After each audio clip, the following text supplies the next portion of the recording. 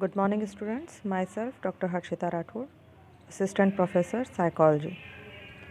आज हम बात करेंगे एनालिसिस ऑफ वेरिएंस की, या जिसे हम प्रसरण विश्लेषण कहते हैं।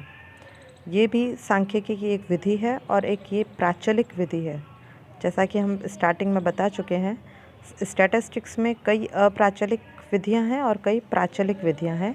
प्राचलिक विधियां जो एनपीएस पे बेस्ड होती हैं, तो ये भी एक प्राचलिक विधि है और इसका उपयोग दो या दो से अधिक समूहों के बीच में अंतर की सार्थकता ज्ञात करने के लिए किया जाता है। बेसिकली हम दो समूहों के बीच अंतर की सार्थकता ज्ञात करने के लिए टी टेस्ट का भी उपयोग करते हैं, जो मैं पहले आपको बता चुकी हूँ।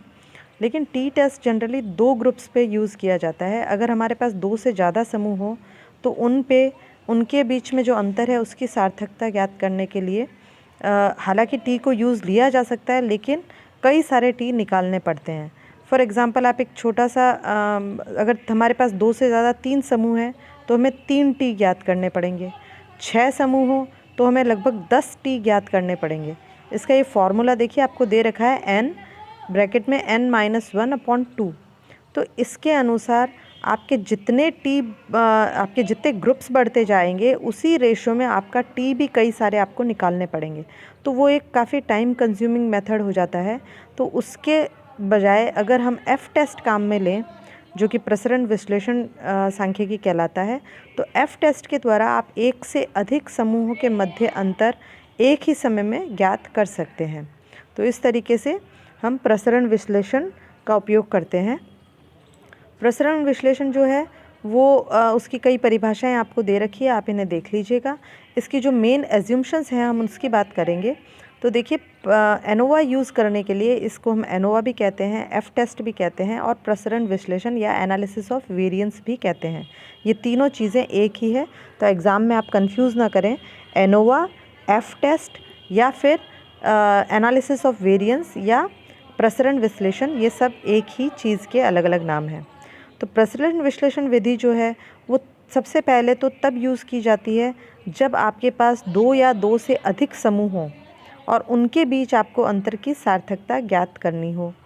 इसके लिए टी टेस्ट में जैसा मैंने बताया है कि किया जा सकता है, लेकिन व्यवहारिक रूप में टी को यूज़ करना पॉसिबल नहीं है, क्योंकि उसमें काफ़ी अधिक टाइम और आपका एफ़र्ट्स वेस्ट होते हैं, या कहना चाहिए बहुत ज़्यादा उसमें टाइम लगता है और आपको परिश्रम भी ज़्यादा लगता है। तो ज़्यादातर जब दो से अधिक समूह होते हैं तो हम एफ टेस्ट का यूज़ करते हैं।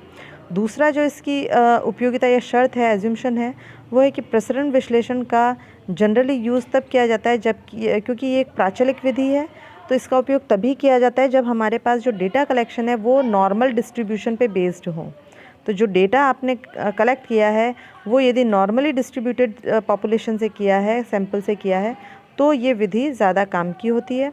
इसके अलावा एक और इम्पॉर्टेंट जो इसमें शर्त है वो है उप समूहों का विचलन वस्तुतः समजातीय हो, यानी कि आपने जो भी आपके प्रसरण विश्लेषण में जो सब ग्रुप्स बने हों वो डेफिनेटली उनमें होमोजेनियस होने चाहिए, एक ही प्रकार के होने चाहिए, ना कि उनमें अलग अलग तरीके के हो।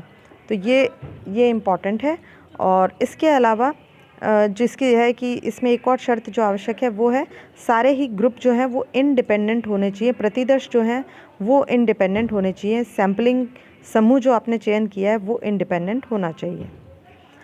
तो एनोवा की ये हमने कुछ शर्तों की बात की। अब हम इसकी उपयोगिता की बात करें तो जनरली इसका उपयोग जैसा मैंने बताया वहाँ होता है जहाँ की टी टेस्ट हम यूज़ नहीं कर पाते। जब दो से ज़्यादा ग्रुप्स हों तो हम एनोवा यूज़ करते हैं।